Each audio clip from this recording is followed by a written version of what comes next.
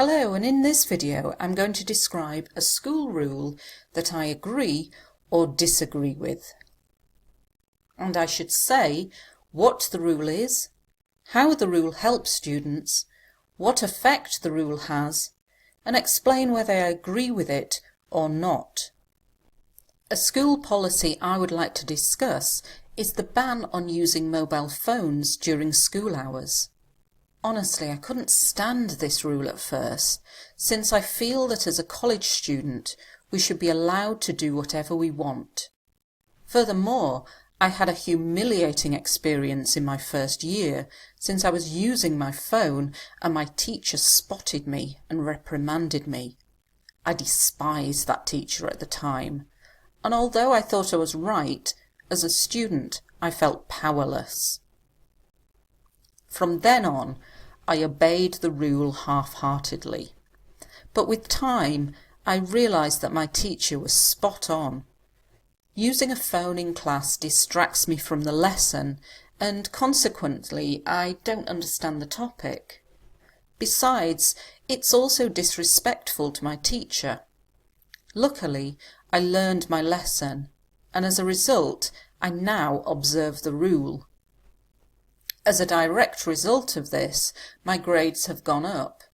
I'm incredibly grateful to this teacher, because I now understand that gadgets tend to distract us, not only in class, but also when we are reading books or going through our notes.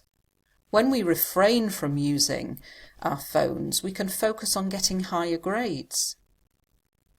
I totally understand now that school does not just impose rules that are pointless. They are actually in the learner's interests.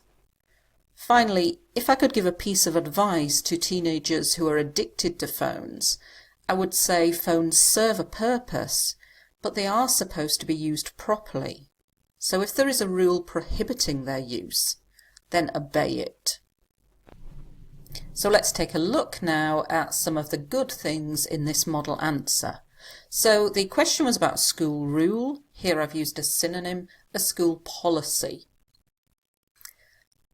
The ban, this means you're not allowed to use something. It's a noun and a verb, to ban, the ban. Remember to have a range of adverbs such as this, honestly, surprisingly, interestingly, frustratingly, annoyingly. So words that you can just pop into sentences, use them at the start of the sentence, and it adds to your fluency and coherence grade because it makes clear what you're going to say next. I couldn't stand. This is a way of saying I hated, I despised, I didn't like, but instead of using didn't like, we're trying to use more complex things. Since, instead of saying because. Some good grammar here, we should be allowed, using modal verbs and using passive form. Furthermore, remember you need to use discourse markers throughout your answers. Instead of saying a bad experience, a humiliating experience, this is where you feel really stupid and silly because the teacher has said something and picked you out of the class and it's embarrassing, it's humiliating. Past continuous, if you know it, use it. It's one that IELTS examiners are really impressed by. I was using, so to describe a long action in the past. Often used with then a past simple that interrupts that action. My teacher spotted me. To spot somebody doing something means to see somebody doing something. Reprimanded me. This means told me off. Despise. This is another way of saying didn't like, couldn't stand. Powerless. Without power.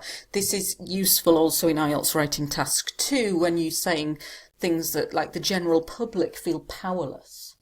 There is nothing they can do to prevent or improve this situation.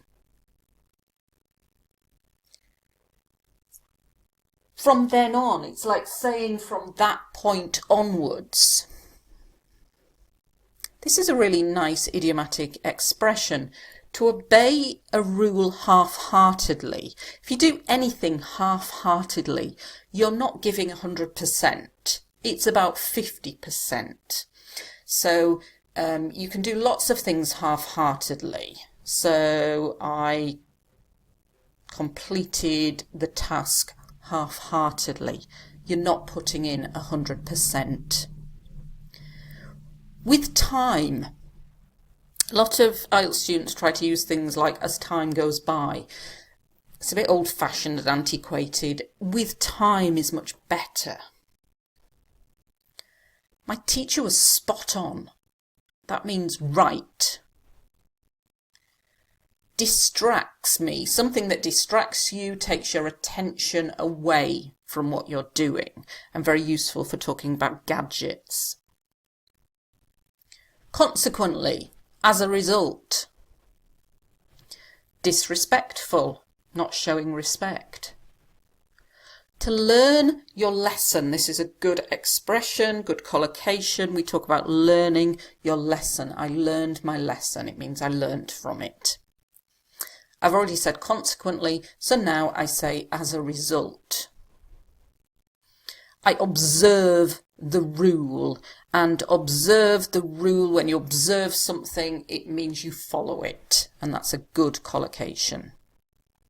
Another useful phrase both for writing and speaking, as a direct result of this, instead of just saying a result, we can add a direct result, and it makes it more complex. I keep mentioning the use of these adverbs in front of adjectives. I'm incredibly grateful. Don't use very, really. Use much more complex words. And grateful means thankful. Very useful word, gadget, devices, because there are a lot of questions about electronic things, a lot of things in IELTS writing, so make sure you know this word. I mention this verb a lot. I think it's really useful. It makes you stand out if you use it. You can use it in writing and speaking. So tend to distractors, and it means kind of usually, often distractors. If you're using it with it, remember to put the S on the end of tend. So it tends to distractors. Not only, but also, another useful discourse markers. Some present continuous here when we're reading, when we are going through. IELTS examiners love continuous tenses. To refrain from using, when we use refrain, which means to not do something, to not use something, we follow it with from and an ing verb. Refrain from doing.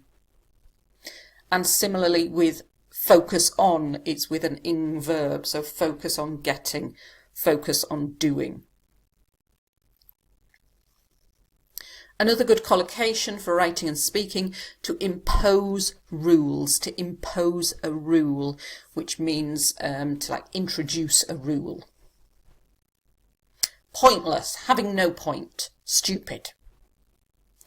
In the learner's interest, so you could use this with different nouns.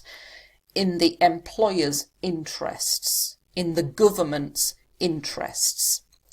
So it means they're actually beneficial for them. Finally, good to introduce your final point with something like this, so it lets the IELTS examiner know this is the last thing you're going to say. Advice is uncountable, so we say a piece of advice. Are addicted to, very good for writing and speaking and very useful for lots of other topics. Are obsessed with, are addicted to. If something serves a purpose, it's a collocation. It means it has a purpose. Its purpose, the purpose of phones is to communicate, so they do serve a purpose. They have a useful job. Prohibiting, to prohibit is to not allow, a bit like to ban, and again, very useful for lots of topics if you were talking about the environment, to prohibit use of diesel cars, for example. Okay, thanks for watching this video, and good luck with your IELTS exam.